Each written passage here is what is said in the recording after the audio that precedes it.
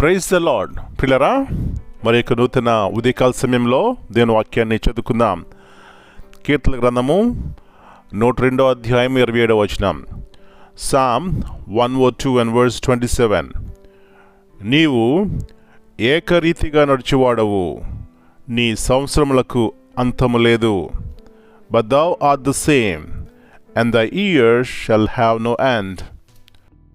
యేసు ప్రభువారిక శ్రేష్టమైన నామములో పిల్లరా, మీ అందరికీ శుభములు తెలియజేస్తున్నాను. మరి యొక్క నూతన దినాన్ని దేవుడు మనకి ఇచ్చినారండి. మనము దేవునికి కృతజ్ఞతాస్తులు చెల్లించాలి. పిల్లరా, మనిషి యొక్క ఆయువు ఎంతో స్వల్పము, అల్పమని బైబిల్ చెప్తుంది. అవునండి, నేటి దినాల్లో అన్నీ ఉన్నా కూడా మనిషి యొక్క ప్రాణమునకు ఏమాత్రం గ్యారంటీ లేదు. కానీ మనకున్నటువంటి గొప్ప నిరీక్షణ యేసు ప్రభువారిలో ఎంతో గొప్పది. అది మన జీవితాల్ని పిల్లరా ప్రతి దినము కూడా తృప్తిగాను సంతోషముగా నడిపిస్తుంది. మరొకసారి ఈ ఉన్నతమైనటువంటి సత్యాన్ని గుర్తించినట్లయితే మనము కూడా మన జీవితాల్లో పిల్లరా ఎవరు పొందినటువంటి గొప్ప ఆనందము, సంతోషము కలిగి ప్రతి దినము గడుపుతాం. ఇక్కడ వాక్యం చూసినట్లయితే పిల్లరా, నీవు ఏకరీతిగా నుండివాడవు అని భక్తులు పాడుతున్నారు. ఈ పాట ఉదయకాల సమయంలో నీ నోట ఉండాలని నా ఆశ, దేవుని యొక్క కోరిక ఉన్నది. గల కారణం ఏమిటంటే, ఎప్పుడైతే మనము దేవుడు ఏకరీతిగా ఉన్నాడు అని పాడతామో పిల్లరా, ఆయన ప్రేమించడంలో ఏకరీతిగానే ఉన్నాడు. క్షమించటంలో, దయ చూపెట్టడంలో, ఆయన స్వస్థపరచడంలో, సంతోషం సమాధానం ఇవ్వడంలో, మేలు చేయడంలో ఆయన ఏకరీతిగా ఉన్నాడు. కానీ మన యొక్క అవిశ్వాసం ద్వారా కొన్నిసార్లు దేవుడు మరి ఏకరీతిగా లేడు, ఆయన ప్రేమించడం లేదు, ఆయన నా జీవితంలో కార్యం చేయట్లేదని దిగులు పడతాం. నా ప్రియుడ, నా ప్రియ సహోదరి, ఆయన ఎప్పుడు ఏకరీతిగా ఉన్నవాడు.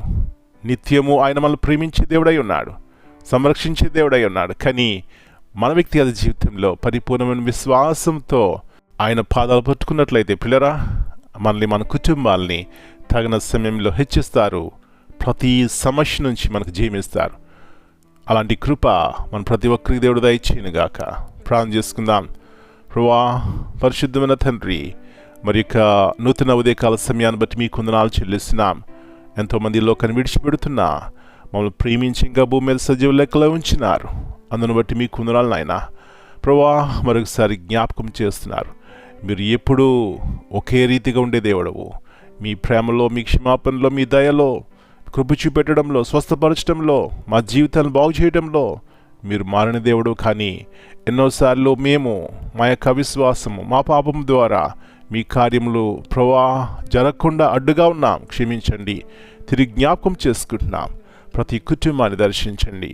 ఏ అవిశ్వాసంతో, ఏ యొక్క పిరిగితనంతో ఉన్న మీరు మారని దేవుడని నమ్మి వ్యక్తిగతంగా కుటుంబాల్లో గొప్ప మేలు, ఆశీర్వాదం చుట్టాను సహాయం ఇచ్చేయండి. ఈ దినమంతా మీరు కింద భద్రపరచండి. మా పిల్లల యొక్క ప్రతి అవసరాల కొరకు ప్రార్థన చేస్తున్నాం నాయన. ఒకవేళ అది అనారోగ్యమైన, వివాహ సంబంధమైనటువంటి సమస్య అయినా, కుటుంబాల్లో అసమాధానమైన, మీకు ఏది అసాధ్యము కాదు.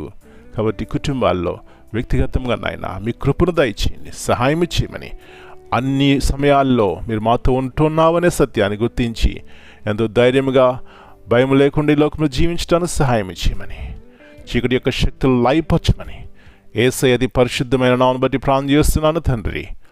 Amen. God bless you all.